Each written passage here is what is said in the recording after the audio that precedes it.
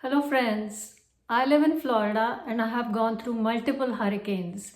Hurricane Irma, Hurricane Ian, which I think was the worst, and now Hurricane Milton. Today's story is about Hurricane Milton, the flooding that happened afterwards, and also a few surprises that came my way, and me questioning what is God's plan for all of us after having gone through this experience. When we heard about the hurricane approaching, my neighbors and I formed a volunteer group, which I think was an excellent idea. We kept in touch with each other through texting, through WhatsApp, and then we also had this other app called eNeighbors, which works if you have the internet, but nonetheless, I think it was very useful in this past hurricane for us. Every Floridian knows that they have to follow a hurricane plan.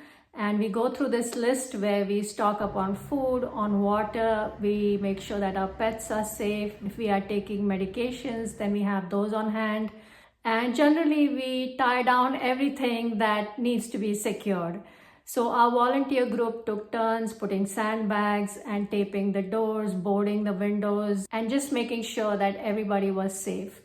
And then you just wait and watch and pray and hope that everything goes well. And that is how it is in every hurricane. And that is exactly what we did. I knew that the high tide was going to be at 12:15 a.m. That is the time when the storm surge is at its worst. And usually it always happens at night. I don't know why, but at night is when the eye of the hurricane usually comes across the land, and that is when you have to be the most cautious, the most careful. The winds began to pick up in the evening, and by midnight they were, I think, almost over 100 miles per hour.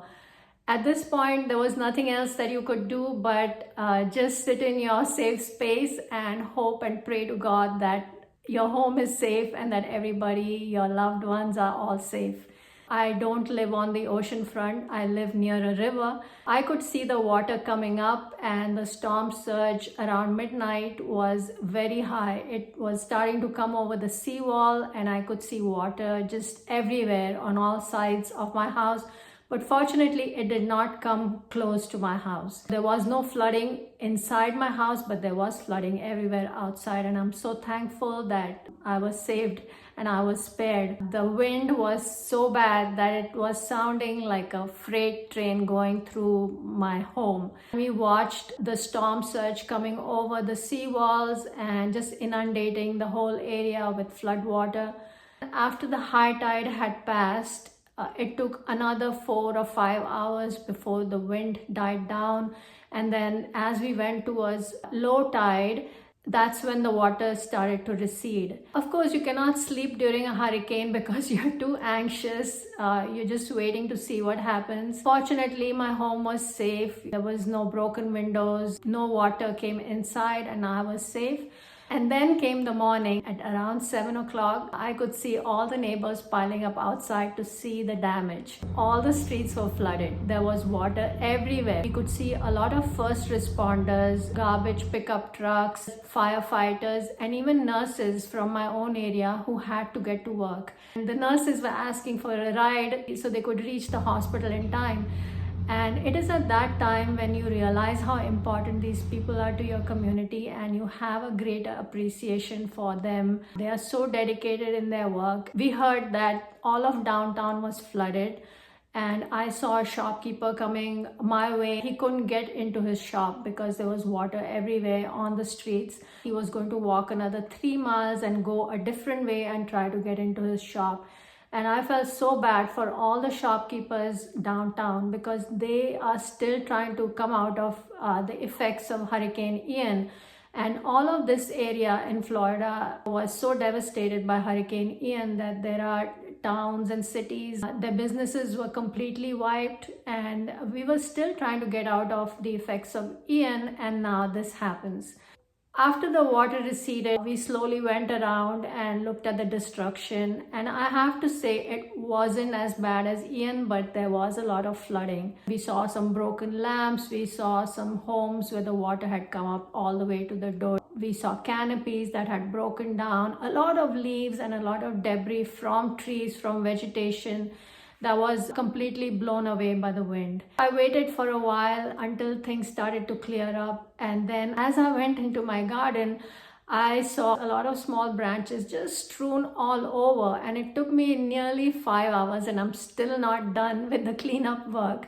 But fortunately, I had volunteers and I had neighbors who came to help, and that was such a good thing about this particular storm because it wasn't as devastating as Ian. People were having the time and the inclination to come and help. I was hoping that all the old oak trees were still surviving because I have a lot of old trees in my garden and they tend to fall if a tree is eaten by termites, or if it is extremely old and weak, it will fall during a storm. And so I went through my entire garden and there was one particular old tree which had fallen down. But again, fortunately, it didn't fall towards my house. It fell in the opposite direction. It was a massive tree and I could see all of its roots. As I got closer to the tree, lo and behold, I saw a plant that I had never seen before. And this was the shampoo ginger.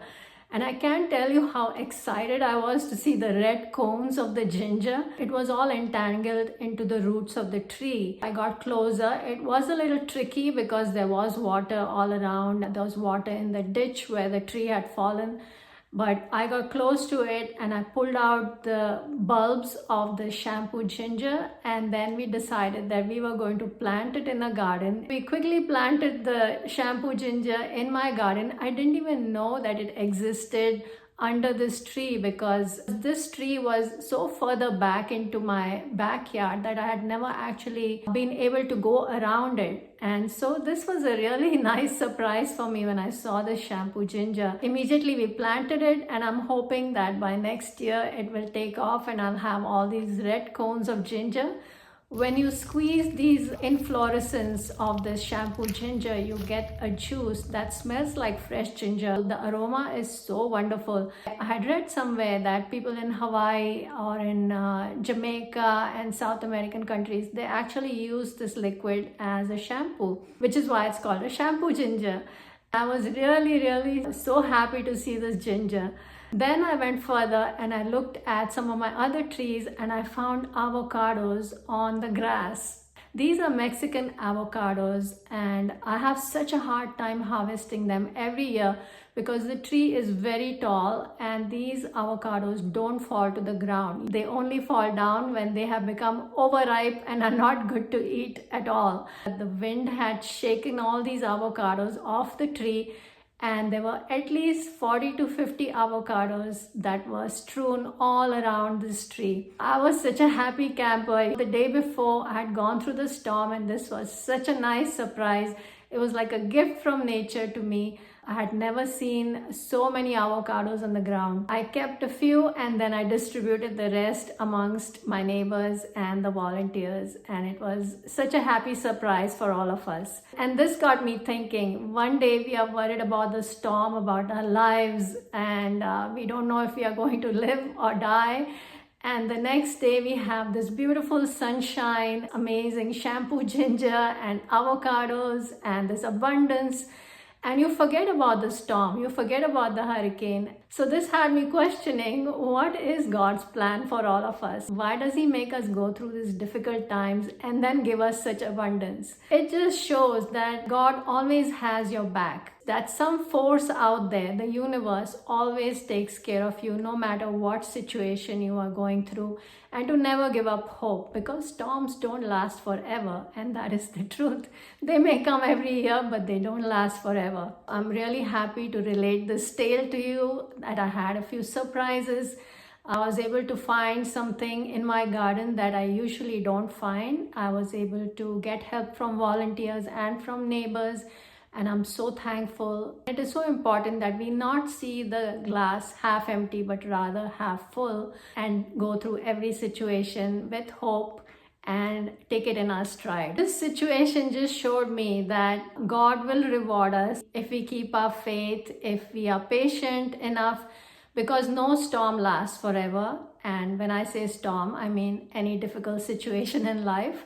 There is always an alternative way to look at things. So it is important to see the silver lining in every difficult situation. Thanks for watching, and keep everyone who is suffering in your prayers today and always.